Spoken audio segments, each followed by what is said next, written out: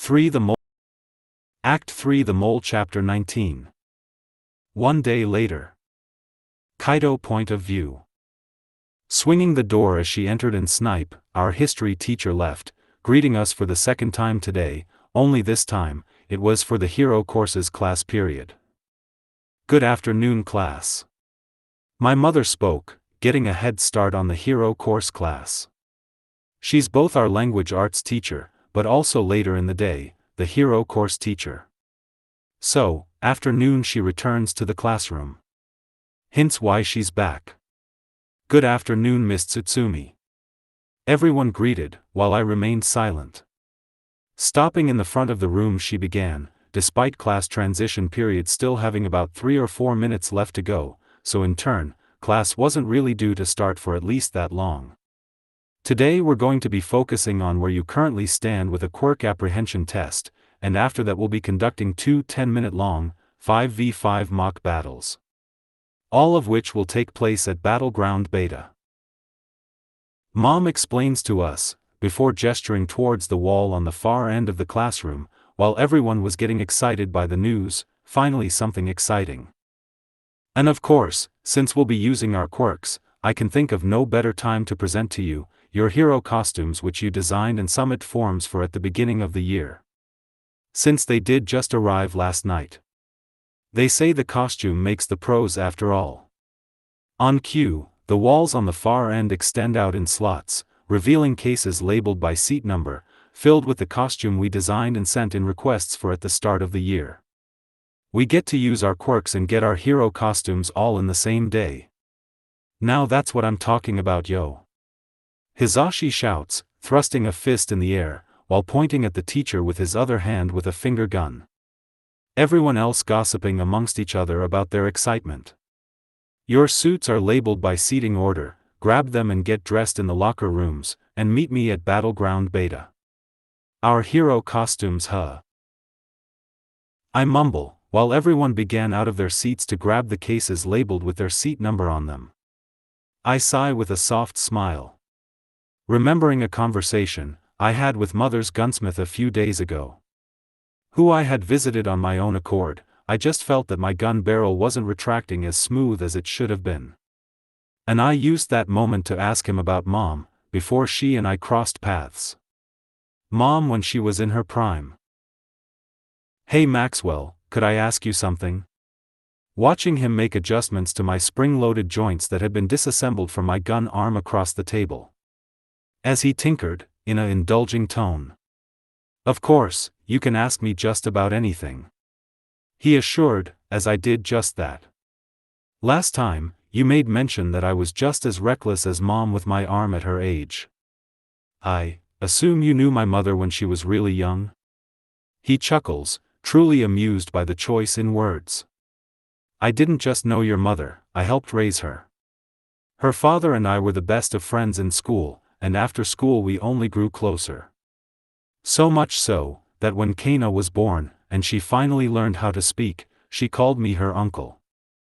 I look onto him with a subtle sparkle in my eyes. Eyes wide, mouth parted. Whoa.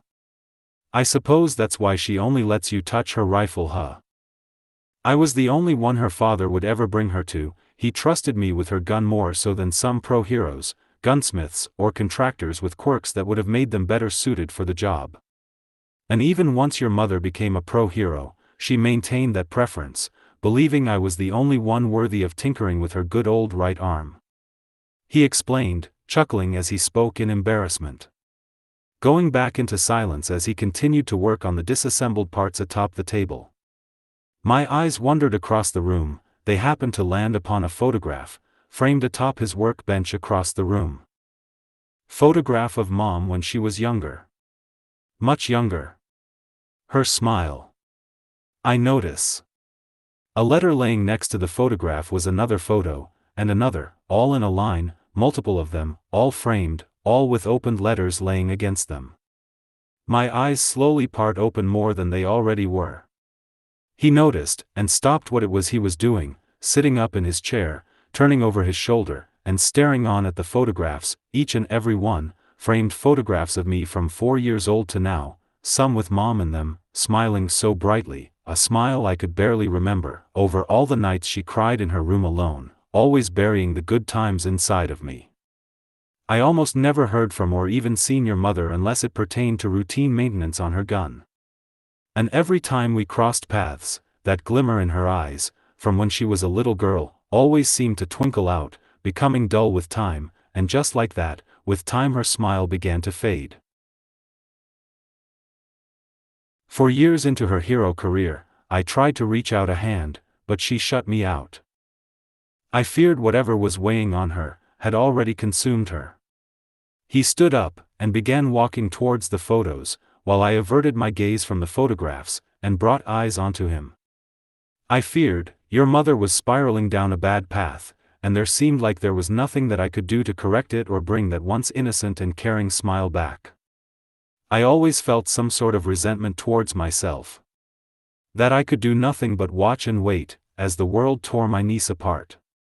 Forced to sit helplessly, praying that someone, a savior, or a hero would come to rescue her before it was too late. Stopping in front the very first photograph in the row, of me on my 4th birthday, and my first birthday with Mom. Mom was holding me, both of us covered hair to chin in my cake, having had an awesome food fight together that day to celebrate. Mom's smile was so beautiful and inspiring. It gleamed with light and could have melted the ice of any glacier. Lifting the photograph, and then the letter, staring at the photo with a glimmer of unspoken joy in his eyes. And then, came in the letters, and every one of them. Bringing his eyes onto me, as he turned, keeping them close to him as he stood. Was about you, her little angel, and I had never seen such a loving, innocent, and lively smile on her face before, or since. Your mother was so focused on becoming a hero, and the duties that came with being one, that she hadn't yet realized that she needed a little hero of her own, to watch and take care of her in her times of need. He smiled brightly, proudly showing the photo of younger me, with Mom in her prime. I slowly turned my gaze past him back to the photo of Mom, just after becoming a pro hero. When life in her eyes is still pure, and plentiful. Before all for one, before me, before the hero commission chewed her up. Before it all crashed and overtop her. Etching the design of Mom's hero outfit into my memory, every detail. Returning to reality, as I began to stand up from my seat. When I first entered UA, I wasn't sure whether or not I wanted to carry the name and legacy of Mom on my shoulders, or if I wanted to fire off on all cylinders on my own path. And it was then I realized what it was I wanted to do. And I never looked back. I don't want to recycle the Nagant name, I don't want to recycle Mom's hero looks. I'm my own hero, I carry Mom's right arm, and I carry her wish to be better than she. But to do that, I have to follow my own path. My hero name will and must be Dragunov, a nod towards my mother's choice to be named after the Mosin Nagant. But my quirk is not just rifle. And this name will reflect it when I hit the field someday. That said, I'll have to figure out what kind of hero outfit I want based off my needs. One that focuses on the attributes of the quirks in my stockpile. Something I haven't done yet. Which is why I didn't turn in my forms yet. And why I figured something comfortable and flexible would be better for me, at least for now. Looking down into my bag as I grabbed and took out clothes and shoes I've been carrying round, since the 3rd day of school. Waiting for this exact day. Nothing special. But just something casual, that I feel comfortable in. 10 minutes later. Battlegrounds Beta. My outfit consisted of a skin-tight composite-style latex top like what Mom wears, or used to wear under her hero uniform. It's slice-resistant, so knives struggle to cut through it, but if it's sharp enough, it will give way. Baggy blue jeans, with a belt around them so they don't bag, but because they were baggy, I can maneuver with them as though wearing shorts. The jeans are thick, so if I fall, slide or tumble, I won't go scuffing my legs up too badly. Any protection is better than none, fingerless gloves with a thickened triple rubber layer at the knuckles, with a grippy palm section that is 4 layers of rubber thick, cut resistant, but not made of special composites like the top. It might stop one knife slash before giving out, if any. Lastly, I have non-slip combat boots, steel-toed, and as stated, non-slip, not to mention fire-resistant. I had gotten out of the changing room the quickest, as I didn't have to skim through a suitcase filled with clothes and equipment that went with the clothes.